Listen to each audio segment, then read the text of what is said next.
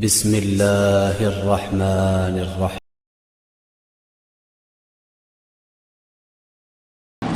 نحمده ونصلي ونسلم على رسوله الكريم اما بعد فاعوذ بالله من الشیطان الرجیم بسم اللہ الرحمن الرحیم۔ رب ذوالجلال کا شکر و احسان کہ آج ایک مرتبہ پھر ہمیں درس قرآن کی سعادت عطا کی گئی ہے۔ آج کا جو درس ہوگا وہ سورہ بقرہ آیت نمبر 232 سے نکاح کی اہمیت اور ضرورت یہ موضوع ہے۔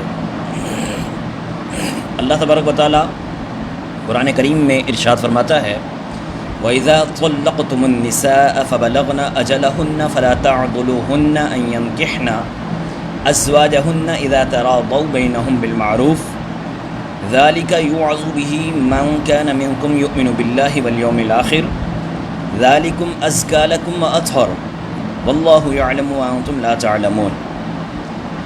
یہ سورہ بقرہ آیت نمبر 232۔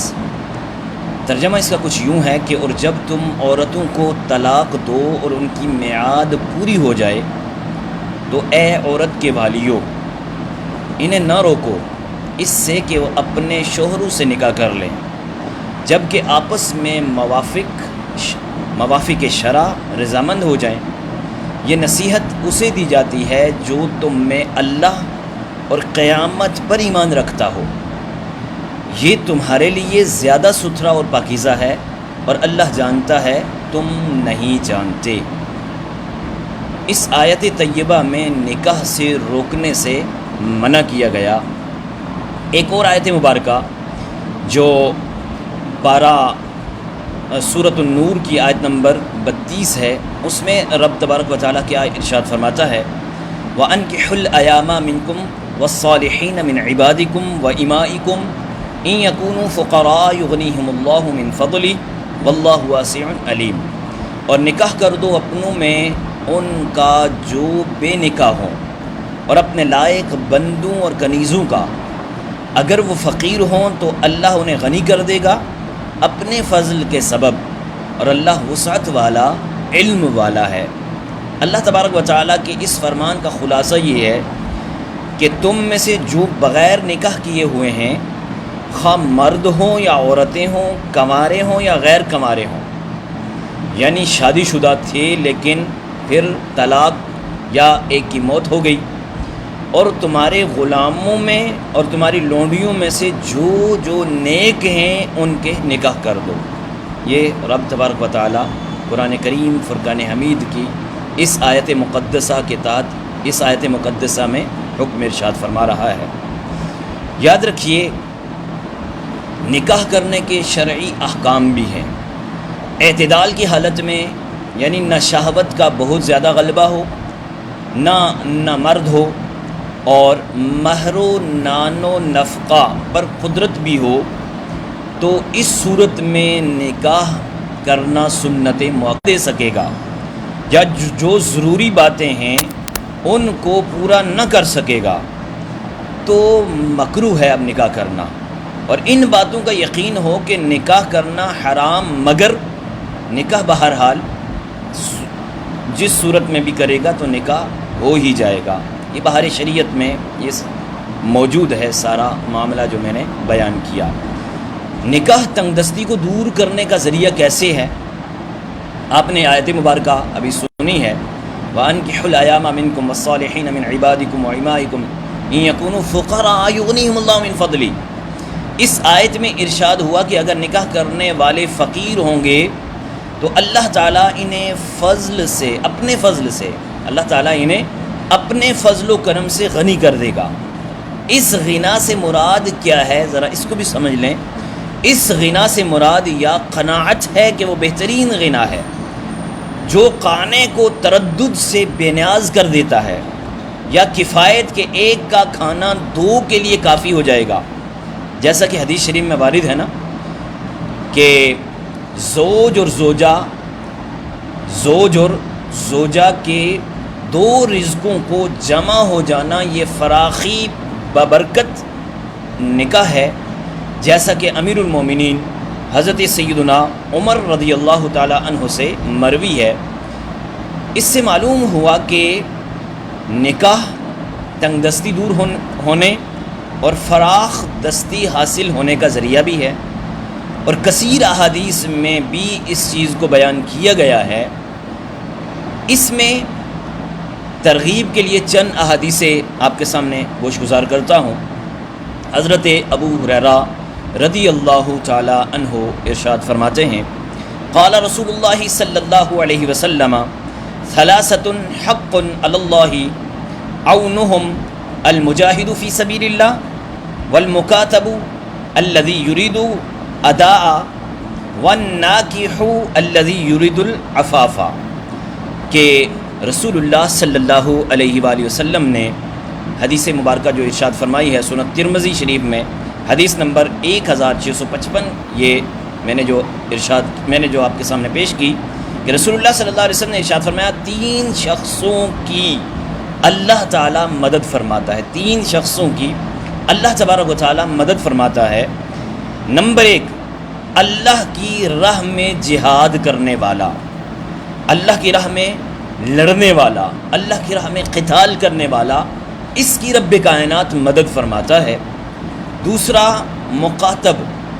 مکاتب وہ غلام کے اپنی کتابت کی رقم ادا کرنے کے ارادے سے وہ اس نے لکھوا دیا ہو کہ میں نے رقم اتنی دینی ہے، تو اس کے آقا نے کہہ دیا ہو کہ تو اتنی رقم دے دے تو آزاد ہوگا، یہ مکاتب ہوا۔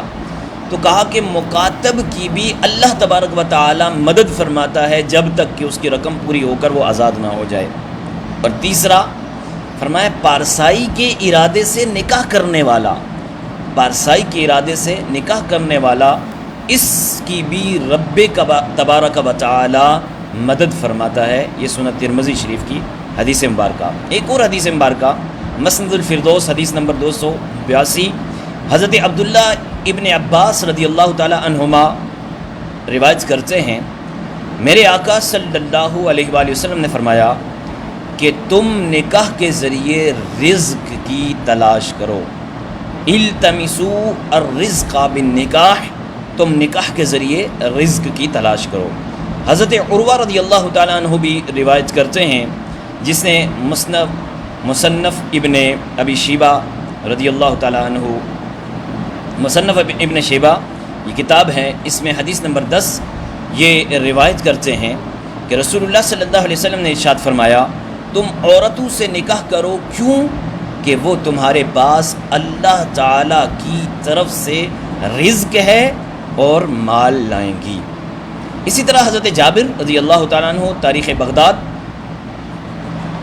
اس کے صفحہ نمبر 1 یہ روایت کرتے ہیں، حضرت جابر بن عبداللہ رضی اللہ تعالیٰ عنہ فرماتے ہیں کہ ایک شخص نے اللہ کے آخری نبی صلی اللہ علیہ وآلہ وسلم کی بارگاہ بے کسب نامے حاضر ہو کر اپنی تنگ دستی کی شکایت کی، آقا میں تنگ دست ہوں، آقا میں مجبور ہوں۔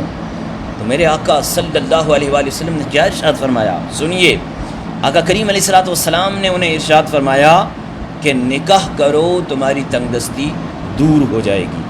اسی طرح حضرت ابوبکر صدیق رضی اللہ تعالیٰ عنہ نے فرمایا کہ اللہ عز و جل نے جو تمہیں نکاح کا حکم فرمایا تم اس کی اطاعت کرو، اس نے جو غنی کرنے کا وعدہ کیا نا، وَأَنكِحُوا الْأَيَامَ مِنكُمْ وَالصَّالِحِينَ مِنْ عِبَادِكُمْ وَإِمَائِكُمْ إِن يَكُونُوا فُقَرَاءَ يُغْنِيهِمُ اللَّهُ مِنْ فَضْلِهِ، اس نے اپنے فضل سے تمہیں جو غنی کرنے کا وعدہ فرمایا۔ حضرت ابوبکر صدیق رضی اللہ تعالیٰ عنہ فرماتے ہیں کہ اللہ تعالیٰ نے فرمایا اگر وہ فقیر ہوں گے تو اللہ اپنے فضل سے انہیں غنی کر دے گا، تو تم نکاح کرو، رب کا تبارک و تعالیٰ تمہیں غنی کر دے گا۔ حضرت عمر رضی اللہ تعالیٰ عنہ کیا فرماتے ہیں؟ تفسیر خازن کے حوالے سے یہ روایت ہے، فرماتے ہیں کہ حضرت عمر مجھے اس شخص پر تعجب ہوتا ہے، آپ فرماتے ہیں مجھے اس شخص پر تعجب ہوتا ہے جو نکاح کے بغیر غنی ہونے کی کوشش کر رہا ہے، حالانکہ اللہ تعالیٰ نے تو یہ سند دی ہے، اللہ تبارک و تعالیٰ تو یہ ارشاد فرماتا ہے، اللہ تبارک و تعالیٰ تو یہ ارشاد فرماتا ہے کیا وَأَنكِحُوا الْأَيَامَ مِنكُمْ وَالصَّالِحِينَ مِنْ عِبَادِكُمْ وَإِمَائِكُمْ إِن يَكُونُوا فُقَرَاءَ يُغْنِيهِمُ اللَّهُ مِنْ فَضْلِهِ، اللہ تو یہ ارشاد فرماتا ہے کہ تم اگر فقیر ہو تو نکاح کرو اللہ اپنے فضل سے تمہیں غنی کر دے گا اور لوگ بغیر نکاح کے غنی ہونا چاہتے ہیں، تو مجھے ایسے لوگوں پر تو تعجب ہے۔ یہ کون فرما رہا ہے؟ عمر بن خطاب رضی اللہ تعالی عنہ۔ نکاح کی اہمیت اور ترغیب پر مشتمل احادیث مبارکہ میں سے ایک حدیث یہ ہے، میرے آقا صلی اللہ علیہ وآلہ وسلم ارشاد فرماتے ہیں، جسے سنن ابن ماجہ شریف میں یہ حدیث مبارکہ، اس کا نمبر ہے 1846، یعنی 1846 نمبر پر یہ حدیث ہے، کتاب النکاح۔ میرے آقا صلی اللہ علیہ وآلہ وسلم فرماتے ہیں، النکاح سنتی فمن رغب عن سنتی فقد رغب عندی، کہ نکاح میری سنت ہے، تو جس نے میری سنت سے منہ موڑا اس نے مجھ سے روگردانی کی۔ فمن رغب عن سنتی، ایک اور حدیث مبارکہ ذرا سنیے، میرے آقا صلی اللہ علیہ وسلم فرماتے ہیں، جسے مصنف عبدالرزاق نے تحریر کیا ہے، حدیث نمبر 10418 ہے، لکھتے ہیں، النکاح من سنتی فمن احب فطرتی فالستۃ بسنتی فلیسن بسنتی۔ النکاح سنتی فمن احبا، کہ نکاح میری سنت ہے، جو شخص میری فطرت یعنی اسلام سے محبت کرتا ہے تو وہ میری سنت کو اپنائے ہے۔ اسی طرح ایک اور حدیث مبارکہ میرے آقا صلی اللہ علیہ وسلم فرماتے ہیں، یہ بھی مصنف عبدالرزاق تحریر کرتے ہیں، کہ آقا فرماتے ہیں کہ نکاح کر کے اولاد کی کثرت کرو، تناکحوا تکثروا فانی اباہی بکم الامم یوم القیامت حتی بالسقط، کہ تم نکاح کر کے اولاد کی کثرت کرو کہ میں قیامت کے دن تمہارے سبب دوسری امتوں پر فخر کروں گا، حتیٰ کہ نامکمل پیدا ہونے والے بچے پر بھی۔ میرے آقا ایک اور جگہ ارشاد فرماتے ہیں، من استطاع منکم الباءۃ فلیتزوج فإنہ اغض للبصر واحسن للفرج ومن لا فلیصم فإن الصوم لہ وجاء۔ تم میں سے جو نکاح کی طاقت رکھے وہ ضرور نکاح کرے، جو نکاح کی طاقت رکھے وہ ضرور نکاح کرے، کیونکہ نگاہ نیچے رکھنے والا شرمگاہ کا محافظ، اور جو طاقت نہ رکھے تو وہ روزے لازم کرے کہ یہ اس کی حفاظت کی ڈھال ہیں۔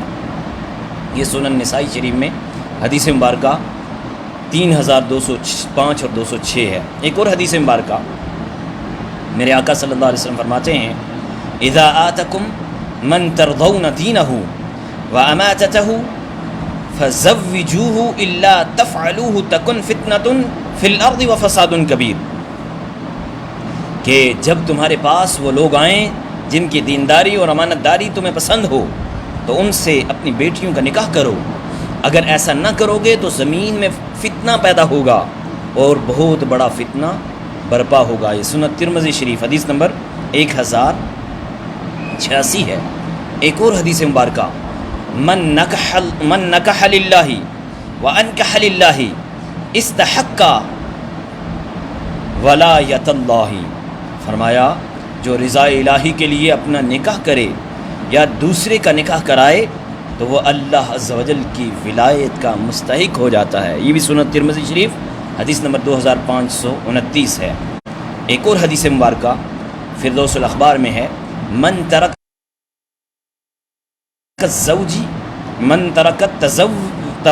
تزوجی محافظت عیلتی فلیس منا، من ترک تزویج، فرمایا کہ جس نے مفلسی کے خوف سے نکاح ترک کر دیا وہ ہم میں سے نہیں ہے۔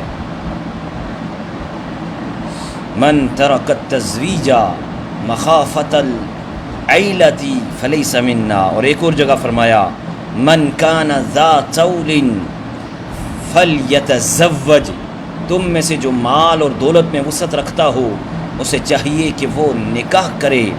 یہ سنن نسائی شریف میں حدیث مبارکہ 3203 ہے۔ ایک اور حدیث مبارکہ میرے آقا صلی اللہ علیہ وسلم فرماتے ہیں، جسے الموج الاوسط میں لکھا ہے، موجم الاوسط میں حدیث نمبر 972 ہے کہ جس نے نکاح کیا بے شک اس نے اپنا آدھا دین بچا لیا، اب باقی آدھے میں اللہ سے ڈرے۔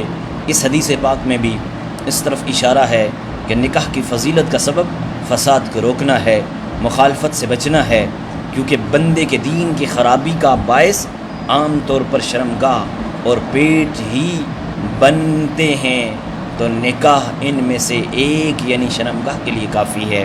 ایک اور جگہ ارشاد فرمایا، کل عمل ابن آدم ینقطع الا ثلاث ولد صالح یدعو له، یہ فرمایا صحیح مسلم شریف حدیث نمبر 1631، فرمایا کہ سوائے 3 اعمال کے ابن آدم کا ہر عمل منقطع ہو جاتا ہے، ان میں سے ایک یہ ہے کہ نیک اولاد جو اس کے لیے دعا کرے گی، اور اولاد نکاح کے ہی ذریعے ممکن ہے، بغیر نکاح کے اولاد نہیں کہلاتی۔ پھر نکاح کی اہمیت اور ترغیب کے متعلق چند قول بھی ہیں۔ حضرت عبداللہ ابن عباس رضی اللہ تعالیٰ عنہ روایت کرتے ہیں کہ عبادت گزار کی عبادت اس وقت تک مکمل نہیں ہوتی کہ جب تک وہ نکاح نہ کرے۔ اس قول میں ایک احتمال یہ بھی ہے کہ آپ رضی اللہ تعالیٰ عنہ نے نکاح کو عبادت اور اس کے لیے تکمیل قرار دیا، لیکن ظاہراً مراد یہ ہے کہ عبادت میں کامل مشغولیت اسی صورت میں حاصل ہوگی کہ جب دل شہوت کی وجہ سے آنے والے خیالات سے پاک اور صاف اور شفاف ہوگا۔ غلبہ شہوت سے خلاصی نکاح ہی سے ممکن ہے۔ یہی وجہ ہے کہ آپ صلی اللہ علیہ وسلم نے جب اپنے غلام حضرت اکرمہ اور قریب رضی اللہ تعالی عنہما وغیرہ میں بلوغت کے آثار دیکھے تو کیا ہوتا ہے، انہیں جمع کر کے فرمایا کہ اگر تم چاہو تو میں تمہارا نکاح کر دوں، کیونکہ بندہ جب زنا کرتا ہے تو اس کے دل سے ایمان نکل جاتا ہے۔ حضرت عبداللہ ابن مسعود رضی اللہ تعالیٰ عنہ روایت فرماتے ہیں کہ اگر میری عمر کے 10 دن باقی ہوں میں پسند کروں گا کہ میں نکاح کر لوں، تاکہ اللہ تبارک و تعالیٰ سے حالت عزم میں نہ ملوں، یعنی ایسی حالت میں نہ ملوں کہ میری کوئی بیوی نہ ہو۔ حضرت معاذ بن جبل رضی اللہ تعالیٰ عنہ کی 2 بیویاں مرض طاعون کی وجہ سے انتقال کر گئیں۔ آپ خود بھی طاعون میں مبتلا تھے، اس کے باوجود آپ رضی اللہ تعالیٰ نے فرمایا کہ میرا نکاح کر دو، میں اللہ تبارک و تعالیٰ سے حالت عزم میں ملنے کو ناپسند کرتا ہوں۔ امیر المومنین حضرت عمر فاروق اعظم رضی اللہ تعالیٰ عنہ بکثرت نکاح کرتے اور فرماتے میں صرف اولاد کے حصول کے لیے نکاح کرتا ہوں۔ مروی ہے کہ ایک صحابی ہر وقت پیارے نبی صلی اللہ علیہ وسلم کی خدمت میں رہتے، رات بھی یہیں گزارتے کہ اگر کسی چیز کی حاجت ہو تو پیش کر سکوں۔ ایک مرتبہ حضور سرور کائنات صلی اللہ علیہ وآلہ وسلم نے ارشاد فرمایا، تم نکاح کیوں نہیں کرتے؟ عرض کی میں فقیر ہوں، میرے پاس کچھ بھی نہیں ہے، نیز اگر نکاح کر لوں تو میں آپ کی جو صحبت ہے اس سے محروم ہو جاؤں گا۔ تو میرے آقا صلی اللہ علیہ وآلہ وسلم نے کیا ارشاد فرمایا؟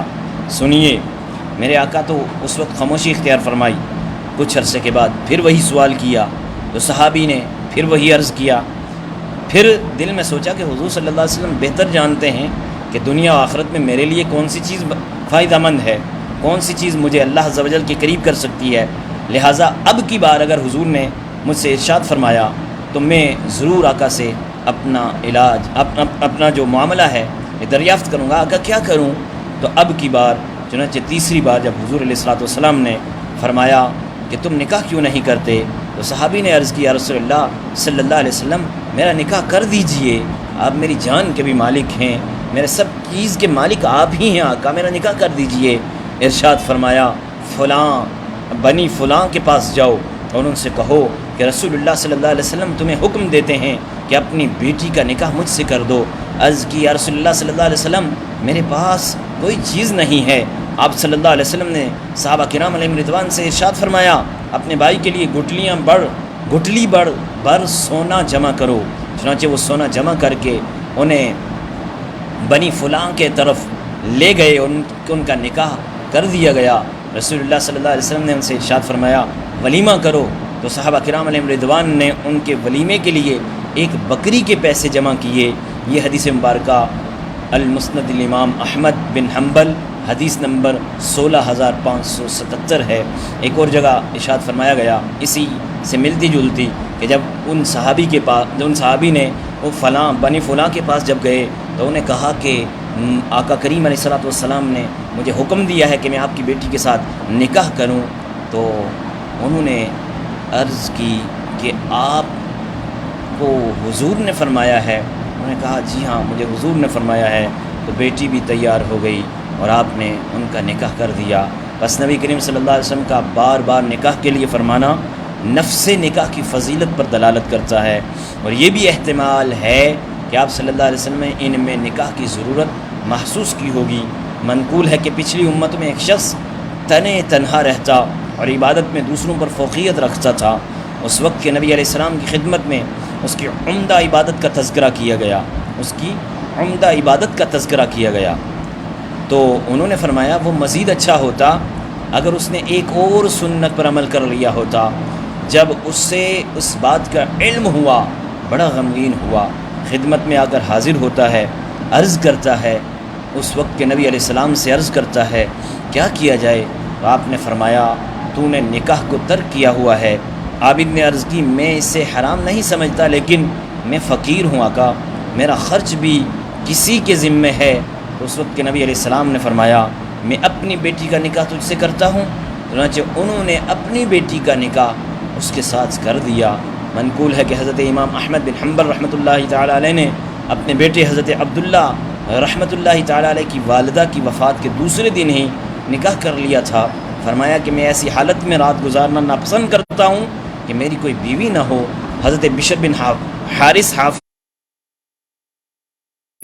رحمۃ اللہ علیہ سے جب کہا گیا کہ لوگ آپ کے بارے میں کہتے ہیں کہ آپ نے سنت نکاح کو ترک کیا ہوا ہے، تو آپ رحمۃ اللہ علیہ نے فرمایا لوگوں سے کہہ دو کہ بشر تارک سنت نہیں بلکہ وہ تو فرض کی ادائیگی میں مشغول ہے۔ ایک بار جب آپ رحمۃ اللہ علیہ کو نکاح نہ کرنے کی وجہ سے برا بلا کہا گیا تو فرمایا کہ مجھے نکاح سے صرف یہ فرمانے باری تعالیٰ روکے ہوئے ہے وَلَهُنَّ مِثْلُ الَّذِي عَلَيْهِنَّ بِالْمَعْرُوفِ۔ یہ سورہ بقرہ آیت نمبر 228 کا آپ نے جز تلاوت کیا کہ وَلَهُنَّ مِثْلُ الَّذِي عَلَيْهِنَّ بِالْمَعْرُوفِ، کہ عورتوں کا بھی حق ایسا ہی ہے جیسا ان پر ہے شرع کے موافق۔ بہرحال حضرت احمد بن حنبل رحمۃ اللہ علیہ سے بھی جب اس بارے میں ذکر کیا گیا، آپ رحمۃ اللہ علیہ نے فرمایا کہ بشر کی مثل کہاں ہے، وہ تو تلوار کی دھار پر بیٹھے ہیں۔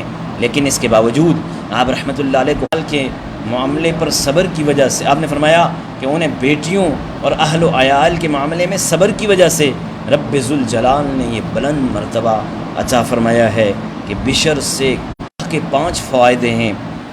ایک یہ ہے کہ اولاد حاصل ہوتی ہے نکاح کے ذریعے، دوسرا یہ شہوت ختم ہوتی ہے نکاح کے ذریعے، گھر کے معاملات چلانا ہوتے ہیں نکاح کے ذریعے، خاندان میں اضافہ ہوتا ہے نکاح کے ذریعے، سود اصلی بھی نسل کی بقا ہے تاکہ دنیا انسانوں سے خالی نہ رہے۔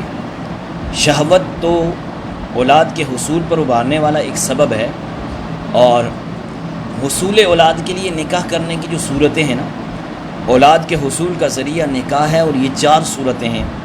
موجب ثواب ہے جبکہ شہوت کے فساد سے امن ہو، حتیٰ کہ اسلاف میں سے کسی نے بھی غیر شادی شدہ حالت میں بارگاہ الہی میں حاضری کو ناپسند جانا۔ نمبر 2، جن سے انسانی کی بقا، یعنی جن سے انسانی کو باقی رکھنے کی نیت سے حصول اولاد کی کوشش کے سبب اللہ عز و جل پسند ہے ایسے بندہ۔ محبت رسول کے حصول کی نیت سے نکاح کرنا کہ آپ صلی اللہ علیہ وسلم نے کثرت امت کے سبب تمام امتوں پر فخر فرمائے ہیں۔ اور تیسرا، موت کے بعد نیک اولاد کی دعا کی برکت حاصل ہوتی ہے۔ اور چوتھا، چھوٹی عمر میں فوت ہونے والے بچے کی شفاعت طلب کرنا ہوتا ہے۔ یہ احیاء العلوم جلد 2 صفحہ نمبر 85 اور 86 85 اور 86 سے یہ ہم نے آپ کے سامنے کچھ پوائنٹ بیان کیے ہیں۔ چنانچہ نبی کریم صلی اللہ علیہ وسلم نے ارشاد فرمایا، سنن ابن ماجہ شریف میں حدیث مبارکہ ہے 1608، بچہ اپنے والدین کو کھینچ کر جنت میں لے جائے گا۔ ایک اور حدیث مبارکہ، ایک اور روایت مبارکہ کہ بچہ اپنے والدین کے کپڑے پکڑے گا جیسا کہ میں اب تمہارے کپڑے پکڑے ہوئے ہوں، یہ صحیح مسلم شریف کی حدیث مبارکہ۔ اسی طرح فرمایا قیامت کے دن بچے سے کہا جائے گا جنت میں داخل ہو جا، تو وہ جنت کے دروازے پر کھڑا ہو کر غصے میں بھرا ہوا عرض کرے گا، میں اس وقت تک داخل نہ ہوں گا جب تک میرے والدین میں سے میرے ساتھ داخل نہ ہوں گے۔ تو حکم ہوگا کہ والدین کو بھی اپنے ساتھ جنت میں لے کر داخل ہو جا۔ یہ حدیث مبارکہ سنن نسائی شریف کی 1873 نمبر پر حدیث ہے۔ ایک اور حدیث مبارکہ کہ بروز قیامت مخلوق کو حساب کے لیے لایا جائے گا، بروز قیامت مخلوق کو حساب کے لیے لایا جائے گا، پھر بچے ایک جگہ جمع ہوں گے، فرشتوں کو حکم ہوگا کہ انہیں جنت کی طرف لے جاؤ، جنت کے دروازے پہ کھڑے ہوں گے تو ان سے کہا جائے گا مرحبا مرحبا، اے مسلمانوں کے بچوں مرحبا، جنت میں داخل ہو جاؤ۔ تو تم پر کوئی حساب نہیں ہے۔ وہ پوچھیں گے ہمارے ماں باپ کہاں ہیں؟ جنت کے دربان فرشتے حضرت رضوان وہ فرمائیں گے تمہارے ماں باپ تمہاری طرح نہیں ہیں، وہ تو خطا کار ہیں، وہ تو گناہ گار ہیں، ان سے حساب ہوگا، ان سے کتاب ہوگا۔ نبی کریم صلی اللہ علیہ وسلم نے ارشاد فرمایا بچے غصے میں بھرے ہوئے بلند آواز سے چیخیں گے اور چیخ و پکار کریں گے، تو اللہ تبارک و تعالیٰ پوچھے گا حالانکہ اللہ تو جانتا ہے نا ساری چیز، یہ شور کیوں مچا رہے ہیں، یہ چیخ کیوں رہے ہیں؟ بچے کہیں گے ہم اپنے والدین کے بغیر جنت میں نہیں جائیں گے۔ اللہ تبارک و تعالیٰ فرمائے گا مجمع میں جاؤ اور اب ان کے والدین کو ہاتھ سے پکڑ کر انہیں ان کے ساتھ جنت میں بھیج دو۔ تو فرشتے ان کو ساتھ لے کر جائیں گے اور ان بچوں کو ان کے والدین کے ساتھ شامل کریں گے اور ان کے والدین کا ہاتھ پکڑ کر ان بچوں کے ساتھ جنت میں داخل فرما دیں گے۔ یہ حدیث مبارکہ 16968 نمبر پر ہے۔ اسی طرح ایک اور حدیث مبارکہ من مات له اثنان من الولد فقد احتزر بحزار من النار، جس کے 2 بچے چھوٹی عمر میں فوت ہو گئے تو اس نے اپنے لیے جہنم سے آڑ بنا لی۔ صحیح مسلم شریف حدیث نمبر 2634 ہے۔ مزید فرمایا کہ جس کے 3 بچے بالغ ہونے سے پہلے ہی مر گئے تو اللہ تبارک و تعالیٰ اپنے فضل و رحمت سے اسے بچوں کے ساتھ جنت میں داخل فرمائے گا۔ عرض کی یا رسول اللہ صلی اللہ علیہ وآلہ وسلم اگر 2 ہوں تو ارشاد فرمایا 2 ہوں تو بھی یہی اجر ملے گا۔ یہ صحیح بخاری شریف کتاب الجنائز حدیث نمبر 1249۔ اسی طرح حدیث مبارکہ میں ہے کہ مرنے کے بعد ابن آدم کا ہر عمل منقطع ہو جائے گا سوائے 3 عمل کے، مرنے کے بعد بھی اسے ان کا ثواب ملتا رہے گا۔ ایک ہے صدقہ جاریہ، دوسرا علم نافع، اور تیسرا نیک اولاد جو اس کے لیے دعائے مغفرت کرتی ہے۔ میرے دوست، میرے بزرگ، ایک اور روایت ہے کہ زندوں کی دعائیں نور کے طبقات میں رکھ کر نا بندے جو مردہ ہوتے ہیں ان کو پیش کی جاتی ہے۔ یہاں پر دوسری جو بات بیان کی تھی یہ شہوت کا خاتمہ، نکاح کا دوسرا فائدہ شیطان سے بچنا، خواہشات کو ختم کرنا، شہوت کے مفاسد کو دور کرنا، نظر و شرمگاہ کی حفاظت کرنا، درج ذائل فرامین مصطفیٰ میں سے اسی جانب اشارہ کرتے ہوئے میرے آقا صلی اللہ علیہ وسلم نے جو ارشاد فرمایا تھا وہ کیا ارشاد ہے؟ من نکح فقد حسن نصف دینہ فلیتق اللہ فی الشطر الآخر، جس نے نکاح کر لیا اس نے اپنا آدھا دین محفوظ کر لیا، تو باقی آدھے کے بارے میں اللہ تبارک و تعالیٰ سے ڈرے۔ یہ حدیث مبارکہ المعجم الاوسط حدیث نمبر 972 تھی جو پہلے بھی تلاوت کی تھی۔ ایک اور روایت میں ہے کہ علیکم بالباءۃ فمن لم یستطع فعلیہ بالصوم فإن الصوم له وجاء، کہ تم پر نکاح لازم ہے کہ یہ نگاہیں نیچی رکھنے والا اور شرمگاہ کو محافظ ہے، تو جو اس کی طاقت نہ رکھتا ہو اسے چاہیے کہ روزے رکھے۔ روزے اس لیے کہ یہ حفاظت ہیں، یہ ڈھال ہیں۔ ایک سے زائد نکاح کرنے کی رخصت کیوں دی گئی؟ مرد کو ایک وقت میں ایک سے زائد نکاح کرنے کی رخصت اس وجہ سے ہے کہ بعض طبیعتوں پر شہوت اس قدر غالب ہوتی ہے کہ ایک عورت انہیں پاک دامن نہیں رکھ سکتی، یعنی ایک عورت سے ان کی شہوت پوری نہیں ہوتی، تو ان کے لیے ایک سے زائد 4 تک بیک وقت 4 تک بیویاں رکھنا جائز ہے، اگر اللہ تبارک و تعالی اسے ان سے مودت اور محبت سے خوش کر دے تو فبیہا، ورنہ بدلنا مستحب ہے، یعنی ان میں سے ایک کو طلاق دے کر عدت گزرنے کے بعد کسی اور سے نکاح کر سکتا ہے۔ عدت گزرنے مرد کے لیے عدت تو ویسے ہوتی نہیں۔ اسی طرح امیر المومنین حضرت سیدنا مولا کائنات حضرت علی کرم اللہ وجہ الکریم نے شہزادی کونین سیدۃ النساء نساء العالمین حضرت فاطمہ الزہرا رضی اللہ تعالی عنہا کی وصیت کے مطابق ان کے وصال کے 7 دن کے بعد حضرت سیدہ اسماء بنت عمیس رضی اللہ تعالی عنہا سے نکاح کر لیا تھا۔